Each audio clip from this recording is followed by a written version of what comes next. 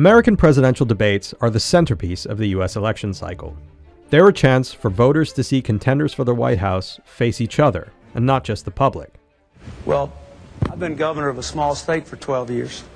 I'll tell you how it's affected me. And congratulations to you, Mr. President, on your anniversary. I'm sure this was the most romantic place you could imagine, here with me. Putin, from everything I see, has no respect for this person. Well, that's because he'd rather have a puppet as president of the United States. No puppet. And it's pretty clear. The question is, radical left. Will you shut up, man? Listen, who is on your list, Joe?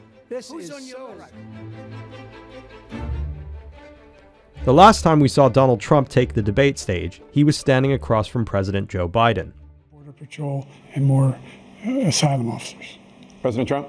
I really don't know what he said at the end of that sentence. I don't think he knows what he said either. Just weeks after that, Mr. Biden dropped out of the race, and his vice president, Kamala Harris, stepped in. On September 10th, Ms. Harris and Mr. Trump met for the first time on the debate stage. More precisely, they met for the first time ever. Kamala Harris, let's have a good debate. Nice to see you. Have fun. Thank you. For an hour and a half of questions, answers, and rebuttals. In Springfield, they're eating the dogs, the people that came in. They're eating the cats. They're eating... From awkward handshakes to muted mics, personal digs, and live fact checks. ABC News did reach out to the city manager there. He told us there have been no credible reports of specific claims of pets being harmed, injured. We're here to discuss Tuesday night's debate and what it means for Republicans and Democrats just over a month out from an historic American presidential election. Welcome to the Year of Elections, a podcast series brought to you by the Opinion Desk at The National. I'm Sulaiman Hakimi, The National's opinion editor, speaking to you from our studio here in Abu Dhabi. This episode, we're hearing from CNN Chief National Affairs Correspondent Jeff Zeleny, who's covered multiple elections and administrations.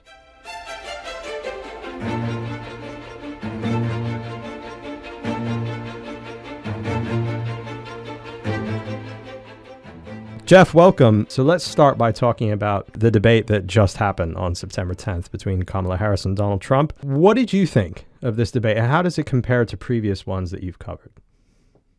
Look, it was a pretty epic debate, largely because it was not what was expected. It was just less than 3 months earlier when there was a consequential debate. And I think we have to start with the Joe Biden-Donald Trump debate before we can really think about the Kamala Harris-Donald Trump debate, because clearly that was still on the mind of former President Donald Trump. Throughout the debate, he kept bringing up President Biden, which of course is natural. He's trying to tie Vice President Harris to President Biden, but it was almost at several turns that Mr. Trump really didn't get the memo and realize that this is a different person he's now running against.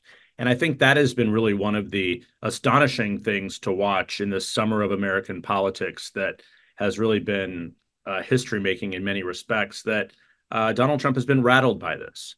He was certainly surprised by the fact that Joe Biden stepped aside. So on the debate stage, I was struck by just how not ready he was to appear side by side with Kamala Harris. She clearly was more prepared. She clearly, and this was also not a surprise. This was telegraphed in advance. She was spending time in a debate camp, they called it. She was clearly preparing for this.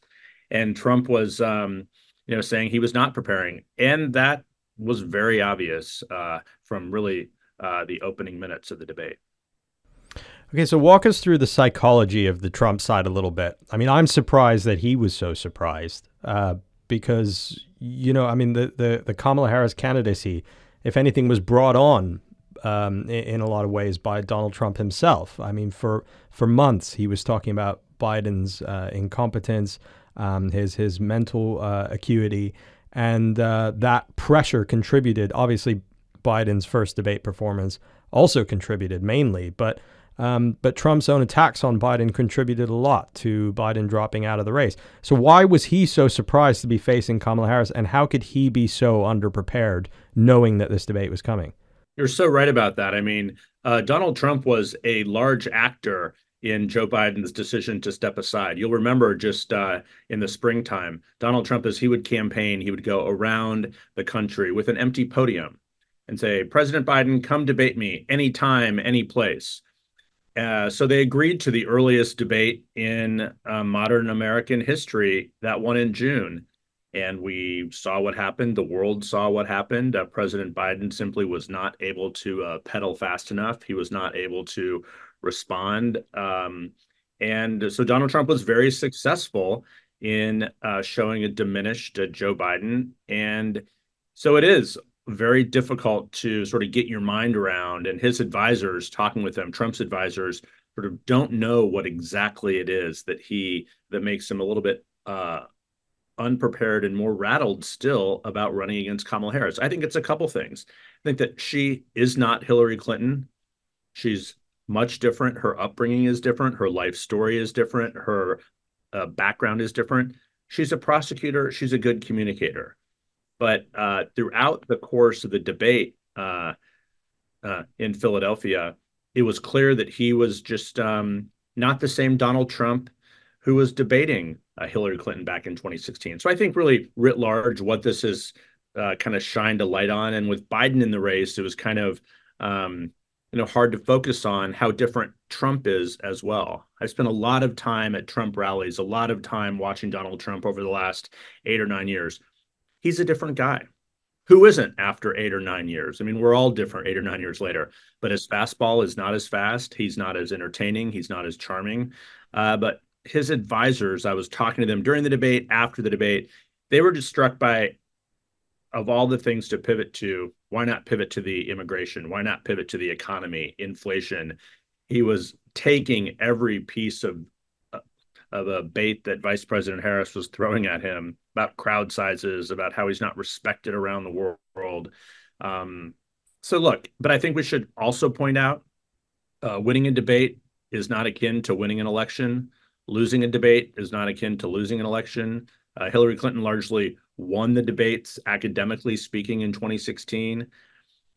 This is my 7th presidential campaign. I remember John Kerry getting the best of George W. Bush back in 2004 and losing the race. So we will just have to see how this plays out with voters. There's no doubt she won on the debate stage. We have no idea if she will win the election. But it does do one thing. It gives her confidence going forward, and voters' confidence in her that, yes, she can go toe-to-toe with Donald Trump. So I want to talk about two kind of themes that I think a lot of us heard in the U.S., among the U.S. commentariat in the earlier stages of the election, or at least the Kamala Harris phase of the election. And one is on the Trump side, that Donald Trump's campaign this time around compared to last time around was a little bit more polished. He was a little bit more level-headed. The Kamala Harris campaign, on the other hand, it was big on style, light on substance. Do you think these two things are true, and have they stayed true in the past couple of weeks as we got into the time just before the debate and just after? I'm not sure they're as true now as they seemed a few weeks ago, and I guess here's why. There's no doubt the Trump campaign is much more professional, much more organized. It is being run by campaign professionals. It's not being run by the Trump family, as was the case in previous races. But we've seen a bit of a change. I think the former president himself is doing a lot of the orchestrating of this. He is running the show. There's no doubt about it. Look who he's surrounding himself with. He did not take seriously the debate preparations that a campaign professional might have, basically forced him in a room to sit down and practice a debate rather than sitting around having sort of gab sessions. On the Harris side, look, I think it was not her goal to go into the debate and unveil a lot of substance. I think she will have to do that coming forward. There are a lot of voters who are eager to move beyond Trump, but not yet sold on Harris. On the economy, what does she stand for? What will she do different than Biden, et cetera? So I think she still has to fill in a lot of those gaps. You say light on substance. I'm not sure if I would say light on substance as much, because I think we have to be, we have to grade both of the candidates on the same curve. I think there is a bit of a double standard. Voters want to hear more substance from Kamala Harris. I didn't hear a lot of substance from Donald Trump either in terms of specific trade policy. He says his tariffs would not be inflationary. Economists don't agree with that by and large. So look, but I think that the burden is on her more to explain more of her positions. And I do not think she did that necessarily as much as she will have to in the debate. But look, debates are about kind of getting around the obstacles. And the question at the very beginning, is the country better off? Is the economy better off than 4 years ago? She didn't answer the question, and that is a big challenge. Not that she didn't answer it. It's the answer to the question is the challenge. And she knows that that's a challenge. It's why she didn't answer the question. But I think going forward, I mean, she definitely will, be pressed on more policy ideas. She'll have to do another interview. Of course, she did her first interview with my colleague Dana Bash on CNN. She'll do others, and we'll see if there's another debate. Moments after the debate ended, her team said, let's do another one in October. As of now, Donald Trump has not yet agreed to one. Yeah, one of the striking things, to me anyway, that Kamala Harris said during the debate was she was boasting about endorsements she's gotten, from Republicans. She talks about being endorsed by Dick Cheney. She's trying to appeal to a lot of Republicans. I mean, even Trump himself joked during the debate that he was going to send her a MAGA hat. Could you just tell us a little bit about it seems like the holy grail for a lot of Democrats is reaching out to Republicans in the Trump era and trying to drag people away from the Republican Party's grip. I mean, does she have a chance of succeeding in that? I think she has a chance on the margins of succeeding with some Republicans. There have been some prominent ones, obviously, at the Democratic convention. Some Republicans were featured prominently giving speeches. Former Congressman Adam Kinzinger, who was on the January 6th commission. Of course, that's the commission that investigated the attack on the Capitol on January 6th. Liz Cheney, probably the most recognizable and well-known Republican to endorse, along with her father, former Vice President Dick Cheney. Those are really big Republican names, but those are people who do not like Donald Trump. So I think, by the end of the campaign, by November, my guess is the list will be longer of big Republican names and former office holders who are endorsing her. But the real question is, what about actual voters? What about the voters, the sliver of voters in a handful of U.S. states that will decide the election? And if you think about it, kind of zoom down, a lot of my friends who live outside the U.S. or around the world, that is it true that, the election really is going to be won or lost in 7 states? And that is true. I mean, that is where the battleground is. So it's those Republican voters, those conservatives in, say, a Pennsylvania, for example, or Michigan or Wisconsin. Is she able to get those Republicans on board with her? And we will see. That's her challenge. I'm not sure how many votes former Vice President Dick Cheney brings to her side, but it is a level of comfort, I think. If you're a Republican voter out there kind of wondering, is she too liberal? Is she too scary or risky? I think he and his endorsement, may answer some of those questions, but endorsements never or seldom actually win elections for people. Okay, let's move to the swing states. Let's move to one in particular. I want to talk about Michigan. We know that Biden won Michigan in the last election by a margin of just over 150,000 votes. Michigan's always of particular interest to those of us sitting here in the Middle East because of the high proportion of Arab American voters. Sure. In this election in particular, a lot of people are talking about Israel and Gaza. Tell us how much, Trump and Harris, how different are their views on Israel and Gaza, and how does that factor into the role this issue plays in this election? I think it's still very much an open question and a moving target. On this topic in particular, Trump has the benefit of not being in office. He can sort of distance himself from the current war and conflict. And Vice President Harris can do that less so. She is tied to the Biden administration policies. However, we have seen her separate herself, at least on rhetoric. When Netanyahu was in the U.S. just a month or so ago, it was Vice President Harris who came and her words were not that different, but her empathy toward Palestinians much different. So I think the fact that she is a new face on the top of the ticket, the voters in Michigan, in Dearborn specifically, outside Detroit, very key. The voters and officials that I've talked to there, and I've spent a decent amount of time there this year, they are giving Vice President Harris certainly a chance and the benefit of the doubt to articulate her policy. We heard at the debate, she again renewed her call for a ceasefire. At the end of the day, voters will have to compare the Harris sort of ideas and policies for Israel and Gaza with the Trump ones. And, by and large, these have been Democratic leaning voters. I mean, if you look 4 years ago and if you look 8 years ago, Dearborn, the city of Dearborn and the surrounding smaller cities have voted democratically. The people with deep concerns about the Biden administration's handling of this, the voters I've talked to said we will not vote rather than we'll vote for Trump. So I think that is the question here. That is the challenge for Vice President Harris, getting people to vote for her sort of off the sidelines. So their policies obviously are very different, but I think the biggest difference for Trump is this is not his challenge to solve immediately.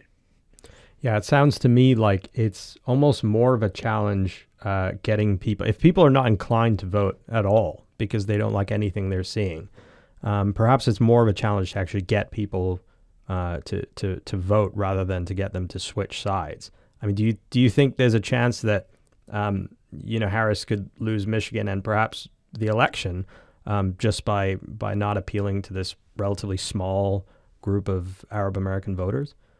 We'll see. I mean, we say a small group of voters, but in a very close race, and that's what this appears to be right now.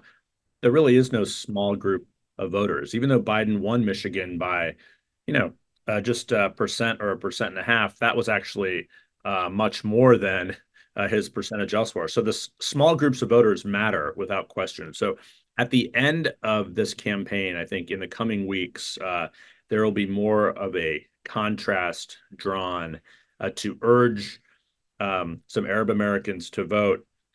Would you prefer Donald Trump or Harris? You may not love Harris's policies, but really trying to draw that contrast with Trump. Your vote, your decision to stay on the sidelines may get you another Trump administration. So people will have to sort of weigh that. But look, it is one slice of Michigan. It is not the entire slice of Michigan. Obviously, there are Michigan. One of the biggest issues polls will show, like elsewhere, is the economy, and that hits across the board for all voters. So Michigan, without a doubt, is something that I have my eye very carefully on. And look, if you look at, we call it the blue wall, Wisconsin, Michigan, and Pennsylvania, all sort of connected by the Great Lakes here in the U.S. We call it the blue wall because Trump won all three of them in 2016. Biden won all three of them in 2020. So if Harris holds on to them, that really is, it's difficult for her to lose. In the last half century, those three states have voted in lockstep every time but once. So it's not just Michigan. It is, they have similar patterns here. So those three states are certainly among the most important. And inside Michigan, that is one of the unique Michigan sort of features, I guess. But that is not, even though it's a small slice of voters, it's as important as any other or more so. So let's talk about the role of the economy in this election. Those of us who follow news about the U.S. economy, it's a little bit of a roller coaster ride this year because I think, the year started looking very positive, and there was a lot of talk about the U.S. economy is outperforming Europe. It's the brightest in the OECD right now. And then there was fears of a U.S. recession, and then the fears didn't come, and then now they're back, and now the numbers in the economy under the Biden administration don't turn out to be as positive as people thought. Amid this roller coaster ride, tell us how American voters are feeling about the economy and what each candidate is offering them right now. Look, the economy is the top issue for voters in most surveys. Pocketbook issues, we always say. For years, it's the economy, stupid, has been kind of a bumper sticker phrase for U.S. presidential campaigns. And I think it's true this year. The economy has given sort of confusing signs.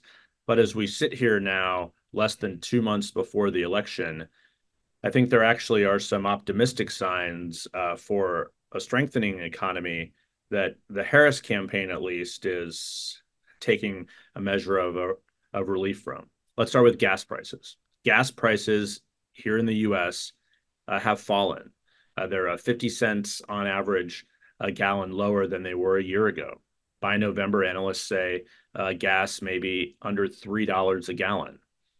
Presidents don't control the price of gas, very complicated figures, but it is a very simple sort of metric. How do I feel about the economy? It's something you see when you fill your car up with gas, unless you're driving an electric car, and that's a separate issue. But the economy is, there are signs of improvement. The interest rates next week are likely to go down.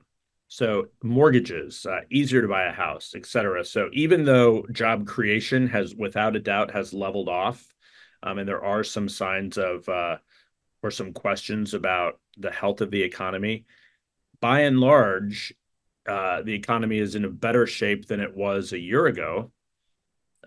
So the Harris campaign can certainly point to certain metrics. Donald Trump, for his case, will say, look at the price of eggs, for example. Look at the price of cereal, these basic items. A couple of weeks ago, he had a press conference outside his mansion in Bedminster, New Jersey, and he was surrounded by sort of tables of groceries. There was a carton of eggs, there was a box of cereal, other things. And he pointed to all these things, that the prices on these are higher now. And it's true. I mean, the prices of things are higher. Inflation has been a persistent challenge coming out of the global pandemic. It certainly is not just a U.S. problem. The Harris campaign has tried to inject us, populist ideas, price gouging controls. That has kind of caused alarm among economists that politicians should stay out of the pricing of goods. But look, at the end of the day, I think the economy, although it's of central concern to voters, I think it is in a pretty good place compared to what it was at the beginning of the pandemic and just a year ago for what President Biden was facing. Yeah, it's interesting to me that the first time Trump ran for president, all the news coverage every day. I mean, we would hear the word China, probably a dozen times a day, because all he was talking about was China and how America's losing and America's allies and America needs to, to do better deals in the world. I feel in this election, we don't hear as much foreign policy talk from either candidate. Why do you think that is? Do you think it's just that Americans have too much preoccupying them at home to worry about foreign policy? Or is it just that there's not as much to contend with on the world stage? Or is it that maybe, Trump just doesn't find it's a tactical advantage to talk about foreign policy very much in this election? I mean, I think it's definitely not the case that there are not, and there's not a lot happening on the world stage. I mean, like we could spend hours devoted to different regions of the country. It's absolutely a chief concern and preoccupation of whoever the next commander in chief will be. China's rise and economic threat to the U.S., viewed through that lens, is very much a top concern. Look at Ukraine. obviously. We barely talk about North Korea. It remains a big challenge. I think the reason that foreign policy has not been discussed more openly in this campaign, with the exception of Israel, Gaza, is because it's not a tactical advantage. Most voters that Trump is trying to reach are not really focused on what's happening outside of their day-to-day lives. And of course, there is a through line. I mean, what's happening in China is affecting day-to-day lives. It does affect prices. I mean, everything is connected. As my old friend and colleague at the New York Times, Tom Friedman, wrote many years ago, the world is flat. I mean, of course, everything's connected, but it just is not a tactical advantage to talk about it a lot. But I do think that foreign policy, and I was struck by at the debate, I'm just thinking of this now, when Vice President Harris, one of the ways she was kind of trying to needle the former president, said, I talk to world leaders, they think you're a disgrace. And so in his defense of that, or sort of response, he talked about Viktor Orban. I mean, we could have a very long conversation about the former president only bringing up a Viktor Orban as his defense, I guess. But it's just not front and center in the minds of a lot of voters, I guess, at this point. But I do think the whole idea of stability in the world and a calm sense of leadership, I do think that's an underlying current. For some of those voters, we talked about the Republicans that Harris is trying to reach. I think that does matter to them. And actually, some of the biggest divisions inside the Republican Party right now are on foreign policy, funding for Ukraine. Senator Mitch McConnell, the Republican minority leader in the Senate, he is among a sort of a decreasing group of Republicans, in the Reagan era of strength and things, funding allies. They're deeply concerned about a newer strain of Republicans like J.D. Vance, the running mate, who do not see it in the U.S. interest to help Ukraine. So I do think actually foreign policy matters on the margins. It's just not a tactical advantage, I think, for Trump to talk about it a lot. Sure. I just have one last question for you, and then we'll let you go. And that's about star power in this election. So I think it was kind of a seminal moment in this campaign when Donald Trump got the endorsement from Elon Musk, because, this is the man who runs Twitter, or X. This is, probably one of the most famous Americans. And now we've got, Kamala Harris getting the Taylor Swift endorsement, maybe an equally seminal moment. But I just want to talk about how much that means in terms of brass tacks in this election, because it's a shortened window we're dealing with in this race between Kamala Harris and Donald Trump. So having these famous people kind of get involved in the race, people every American knows, does that make a difference, or is that kind of a distraction from the substance of this race? I don't think it's a distraction. It's part of the race, but I don't think celebrity endorsements necessarily on their own win. I think it's what they bring with them. And I think you're wise to sort of pair those two together, because both Elon Musk obviously has a incredible megaphone through his platform of X, and Taylor Swift has an incredible following. And when Taylor Swift, just moments after the debate on Tuesday night, endorsed Kamala Harris, it took the Harris campaign by surprise, at least the timing of it. I think they probably would have preferred to, wait a couple days and sort of have that moment all to itself. But that was an example of she's not doing it she's doing it on her own. And I thought the words inside Taylor Swift's endorsement were pretty interesting. She said, I've done my research. I want the future of the United States, a leader who's calm and steady, not chaotic. But she said, you do your own research and you make your own decisions, but more importantly, register to vote.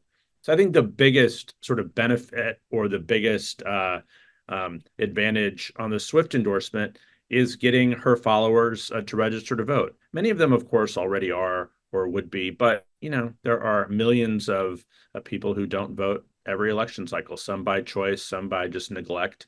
So I think her activism, people follow her in an extraordinary way. Her followers are probably more loyal to her than any pop cult figure I can think of.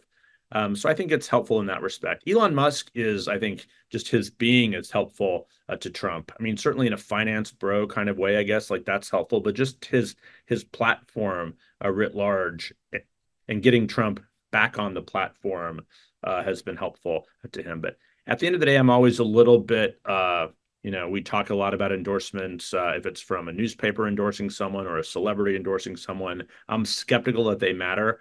But these are probably two examples in their own way that may matter quite a bit, largely because of how they megaphone or of what they bring, aside from their endorsement, the activism that could potentially come with it. But that Swift one, that also sort of got under Trump's skin because he loves celebrities and he knows that more celebrities are Democratic leaning and not big fans of his. So I think that probably annoyed him some. Sure. Okay, Jeff. Well, I think that's it from us. I really appreciate your time. That was really insightful. I'm happy to do it. Thank you very much for having me. That's all from us this week at the Year of Elections. If you enjoyed this podcast, please find us on your favorite podcasting app and hit subscribe. This episode was produced by Yasmina Taji and Doa Farid, and I've been your host, Sulaiman Hakimi.